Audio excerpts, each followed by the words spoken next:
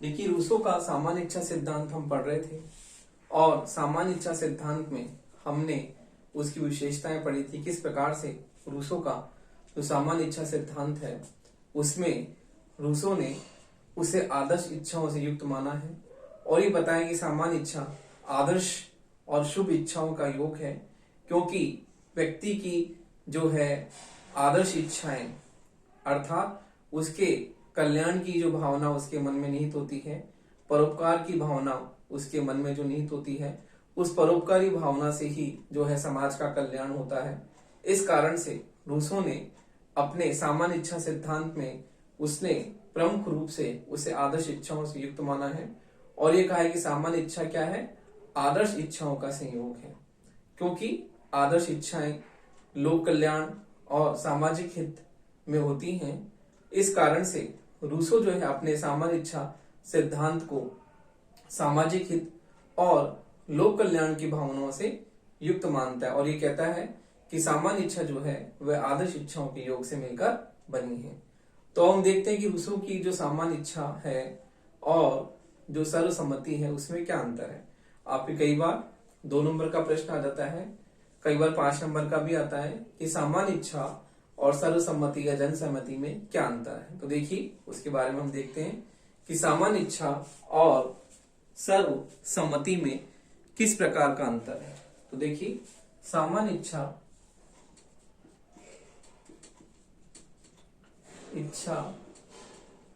व सर्वसम्मति में अंतर।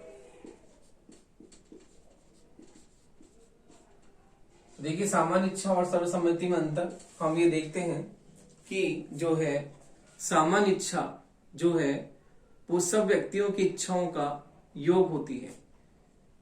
सर्वसम्मति जो है समाज के सब व्यक्तियों की इच्छा होती है, किंतु सामान्य इच्छा के लिए आवश्यक नहीं है। तो देखिए, सर्वसम्मति या जनसहमति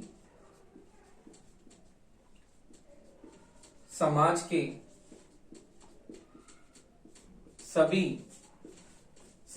सभी व्यक्तियों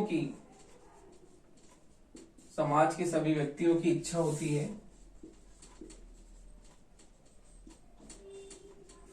लेकिन जनसहमति के लिए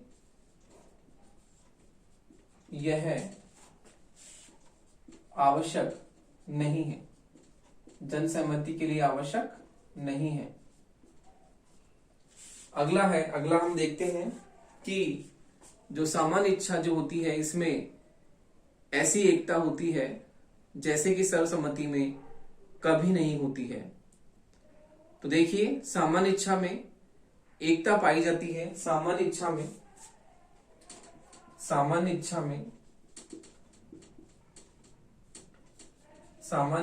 में एक ऐसी एकता पाई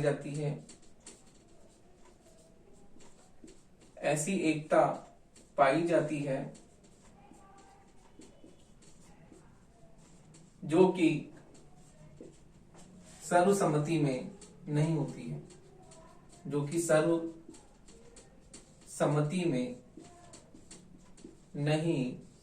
है, तो देखिए, सर्वसम्मति में ऐसी एकता नहीं होती है। अगला है, सर्वसम्मति किन्हीं परिस्थितियों में कुछ व्यक्तियों के विशेष हितों से संबंधित होती है। तो देखिए, सर्वसम्मति जो है सर्वसम्मति किन्हीं विशेष परिस्थितियों में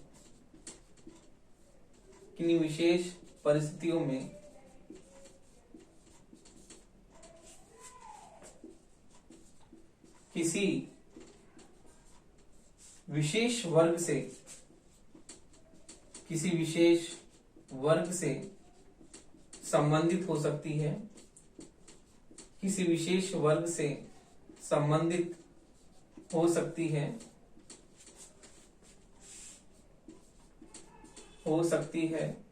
जबकि सामान्य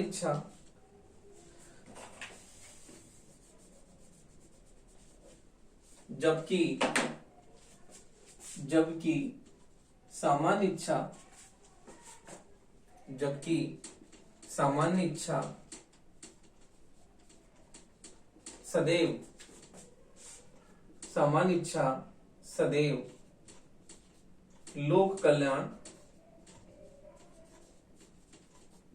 लोक कल्याण या सामाजिक हित से, जबकि सामान्य इच्छा सदैव लोक कल्याण या सामाजिक हित से संबंधित होती है, सामाजिक हित से संबंधित होती है।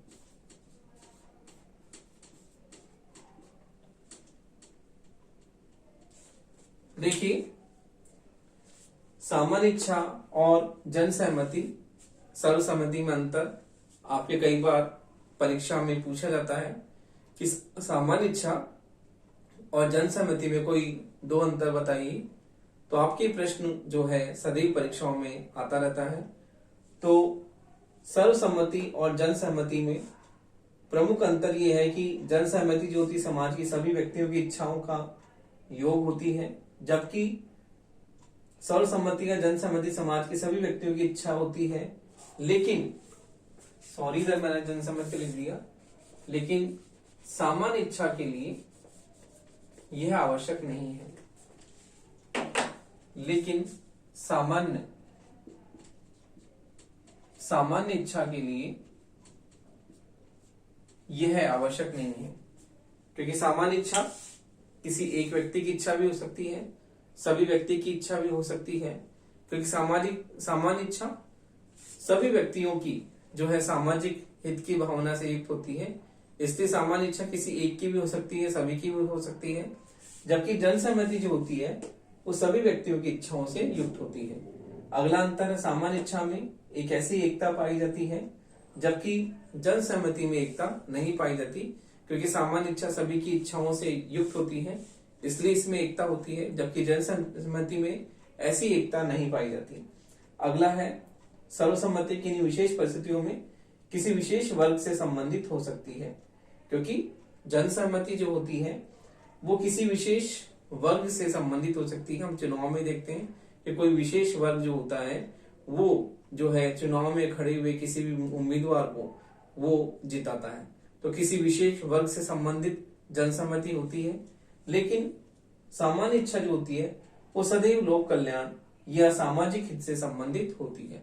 तो देखिए, इस प्रकार हमने सामान्य इच्छा और जनसम्मति में अंतर जो स्पष्ट किया। अब हम देखते हैं कि रूसो के सामान्य इच्छा सिद्धांत की आलोचना क्या है। तो देखिए, हम आलोचना की बात करते हैं।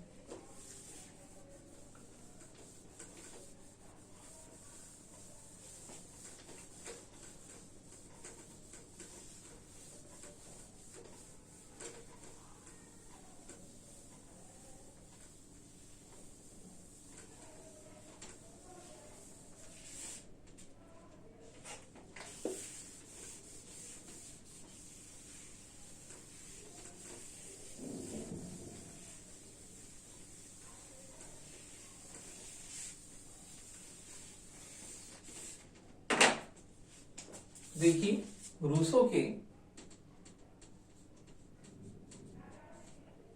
सामान्य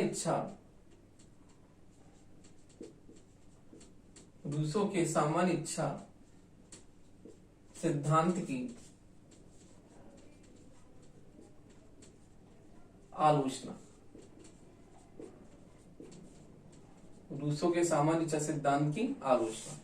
तो देखिए, रूसो के सामान्य इच्छा सिद्धांत की आलोचना का पहला पॉइंट है कि यह अस्पष्ट एवं अव्यावहारिक है। तो देखिए, ये अस्पष्ट एवं अव्यावहारिक है, पहला पॉइंट है, यह अस्पष्ट एवं अव्यावहारिक है। हम सामान्य इच्छा को डिफाइन नहीं कर सकते कि किस समय में जो है सामान्य इच्छा जो होती है सभी के कल्याण के उससे युक्त होती है, कल्याण की भावना से युक्त होती है।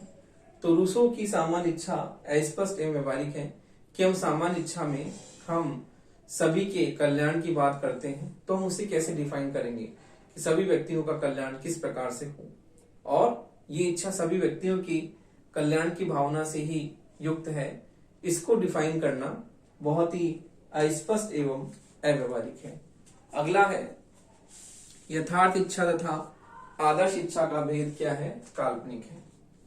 तो देखिए यथार्थ इच्छा व आदर्श इच्छा का भेद जो है, आदर्श इच्छा का भेद काल्पनिक है। तो इस तरह से जो दो भागों में उसने बांटा है, ये एक कपोल कल्पना लगती है कि इस प्रकार से जो इच्छाएं दो भागों में बढ़ती हैं, हम किस प्रकार से किन इच्छाओं को तो आदर्श इच्छाओं में माने और किन इच्छाओं को हम यथार्थ इच्छा में माने। तो ये भेद करना बहुत ही कठिन है कि हम किन इच्छाओं को तो आदर्श इच्छाओं में लें और किन इच्छाओं को हम यथार्थ इच्छाओं में लें। तो ये रूसो ने जो ये भेद किया है कि उसने इच्छाओं को दो भागों में बांटा है, तो ये भेद बहुत ही काल्पनिक है और इसमें जो है इसको दो भागों में बांटना बहुत ही दुष्कर कार्य है, कठिन कार्य है। अगला है सामान्य हित की व्याख्या संभव नहीं है। तो देखिए अगली इसकी आलोचना है कि सामान्य हित की व्याख्या जो है संभव नहीं है, कि किस प्रकार से हम सामान्य हित की कल्पना हम करते हैं। तो सामान्य हित की व्याख्या संभव नहीं है। तो रूसो के सामान्य इच्छा सिद्धांत में हमें ये देखने को मिलता है कि सामान्य हित से युक्त होती है, सामाजिक कल्याण से युक्त होती है। तो सामान्य हित को जो है उसकी व्याख्या करना, उसे डिफाइन करना, उसे परिभाषित करना बहुत ही स्पष्ट है कि सामान्य हित जो है वो किस प्रकार से सभी लोगों का कल्याण करेगा। तो इस सामान्य हित को पहचानना, इसकी व्याख्या करना जो है बहुत ही असंभव है। अगला है निरंकुश तथा अत्याचारी राज्य का पोषक। तो देखिए अगली आलोचना है इसकी, निरंकुश तथा अत्याचारी राज्य का पोषक। निरंकुश तथा अत्याचारी राज्य का पोषक।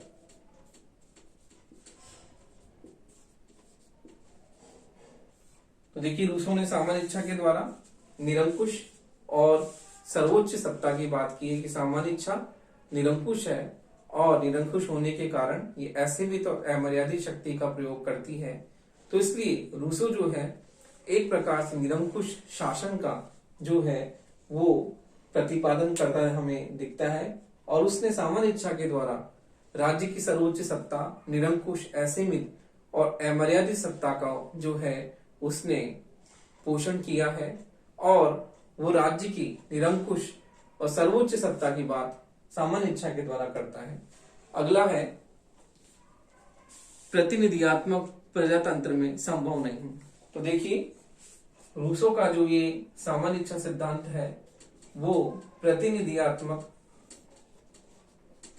प्रजातंत्र में संभव नहीं है, क्योंकि रूसो का जो सामान्य इच्छा का सिद्धांत है, प्रतिनिधि प्रजातंत्र में हम जब जनता को प्रत्यक्ष या अप्रत्यक्ष रूप से हम इसमें देखते हैं कि जनता अपने उम्मीदवारों को किस प्रकार से प्रत्यक्ष रूप से भी निर्वाचित करती है और अप्रत्यक्ष रूप से भी निर्वाचित करती है। तो जब जनता जो है प्रत्यक्ष रूप से अपने उम्मीदवारों को निर्वाचित करती है, तो यूनान के जो नगर राज्यों में हम देखते हैं कि ये व्यवस्था वहां पर नहीं लागू हो सकती। तो इसलिए हम देखते हैं कि रूसो का जो ये सामान्य इच्छा का सिद्धांत है वो प्रतिनिधियात्मक प्रजातंत्र में संभव नहीं है, क्योंकि रूसो का जो ये सामान्य इच्छा का सिद्धांत है लेकिन वर्तमान में जो है प्रतिनिधियात्मक प्रजातंत्र में संभव नहीं हो सकता। भले ही यूनान के नगर राज्यों में ये जो है सामान्य इच्छा का सिद्धांत लागू हो सकता है, लेकिन वर्तमान समय में जो बहुत ही बड़े राज्य हैं उनमें रूसों का जो ये सामान्य इच्छा का सिद्धांत लागू नहीं हो सकता।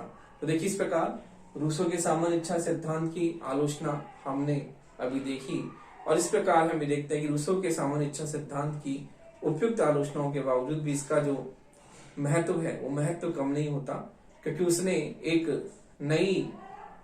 नई मौलिक देन जो है राजनीति विज्ञान को दी अपने सामान्य इच्छा के सिद्धांत के द्वारा। तो रूसों का सामान्य इच्छा का सिद्धांत उसकी एक मौलिक देन है। तो इस आलोचनाओं के बावजूद भी इसका जो महत्व है वो कम नहीं हो जाता। तो हम इसके महत्व की बात करते हैं कि रूसों का जो सामान्य इच्छा सिद्धांत है वो बहुत ही जो है महत्वपूर्ण है। तो देखिए इसका महत्व हम देखते हैं कि सामान्य इच्छा सिद्धांत का जो महत्व है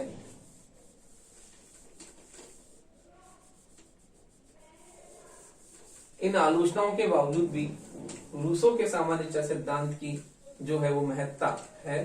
तो उसके बारे में हम देखते हैं कि रूसों के सामान्य इच्छा सिद्धांत में इन कमियों के बावजूद भी हम उसके महत्व को नहीं नकार सकते। तो देखिए, रूसों के सामान्य इच्छा सिद्धांत का महत्व।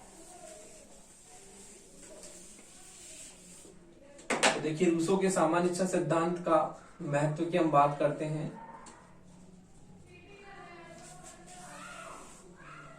इसका पहला पॉइंट है कि रूसों के सामान्य इच्छा सिद्धांत के द्वारा जो है ये जो विचार है वो प्रजातंत्र का, रूसों का सामान्य इच्छा का सिद्धांत, रूसों का सामान्य इच्छा का सिद्धांत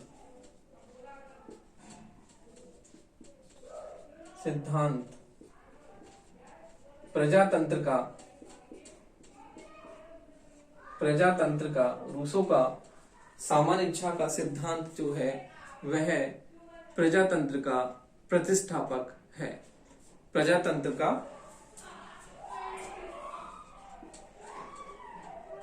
प्रतिष्ठापक है,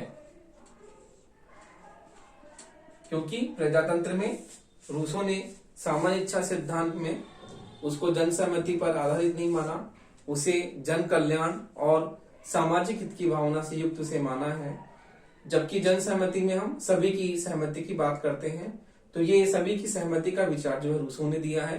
रूसों ने अपने सामान्य इच्छा सिद्धांत के द्वारा जो है प्रजातंत्र की स्थापना की है। उसके विचारों के द्वारा हमें एक नया विचार मिला है, प्रजातंत्र। तो देखिए, रूसों के विचारों से हमें प्रजातंत्र का जो है एक नया विचार मिला है। अगला है सामान्य इच्छा सिद्धांत जो है यह राष्ट्रवाद का प्रेरक सिद्धांत है। अगला है यह सिद्धांत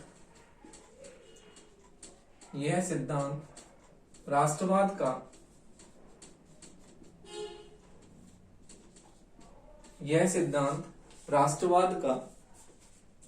प्रेरक सिद्धांत है। यह सिद्धांत राष्ट्रवाद का प्रेरक सिद्धांत है, क्योंकि इस सिद्धांत के द्वारा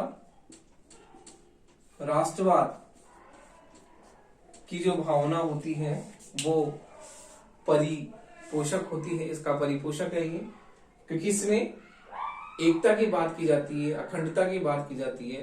तो एकता और अखंडता जो होती है वो राष्ट्रवाद में बहुत प्रमुख रूप से उसका तत्व पाया है, एकता और अखंडता। तो इस प्रकार से रूसों का सामान्य इच्छा का सिद्धांत राष्ट्रवाद का प्रेरक सिद्धांत है।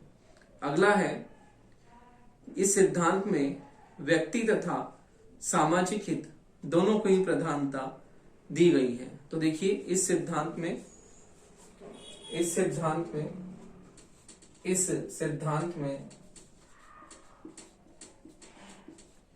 व्यक्ति तथा सामाजिक हित, इस सिद्धांत में व्यक्ति तथा सामाजिक हित व्यक्ति तथा सामाजिक हित दोनों को ही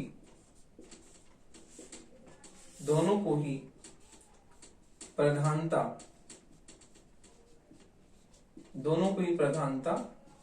दी गई है। दोनों को ही प्रधानता दी गई है। अगला है, यह सिद्धांत जो है इस बात का प्रतिपादन करता है कि राज्य एक स्वाभाविक और अनिवार्य संस्था है। तो देखिए, यह सिद्धांत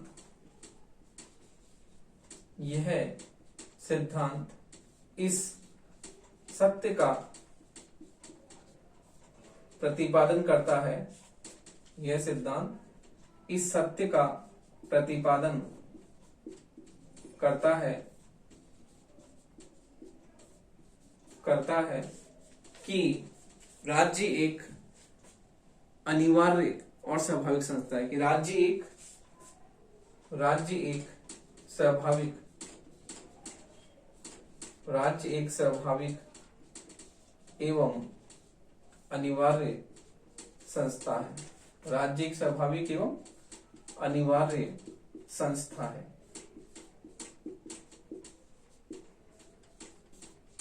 देखिए, इस प्रकार रूसो के सामान्य इच्छा सिद्धांत का महत्व हमने देखा, और इस सिद्धांत पे हम ये देखते हैं कि व्यक्ति तथा समाज में शरीर तथा उसके अंगों के समान ही ये संबंध की बात करता है।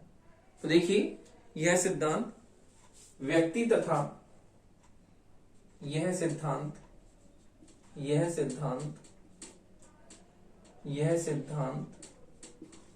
व्यक्ति तथा समाज के बीच व्यक्ति तथा समाज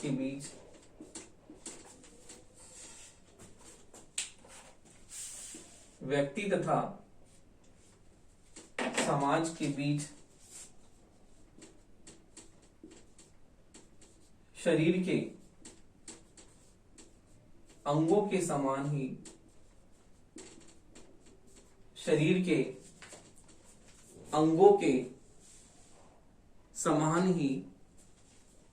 अंगों के समान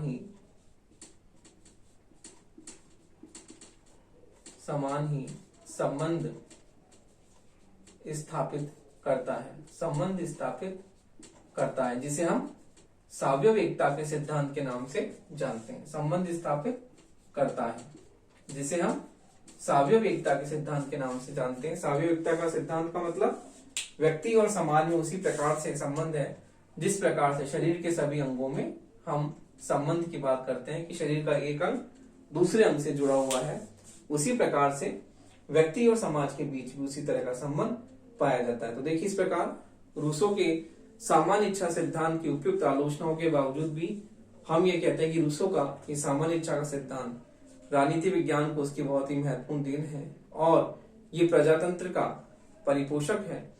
प्रजातंत्र को प्रतिस्थापित इसी रूसो के सामान्य इच्छा के सिद्धांत ने किया है, और रूसो का जो सामान्य इच्छा का सिद्धांत जो है वो राज्य के सावयव एकता के सिद्धांत का ही प्रतिपादन करता है, जो कि रूसो की राजनीति विज्ञान को बहुत ही महत्वपूर्ण देन है।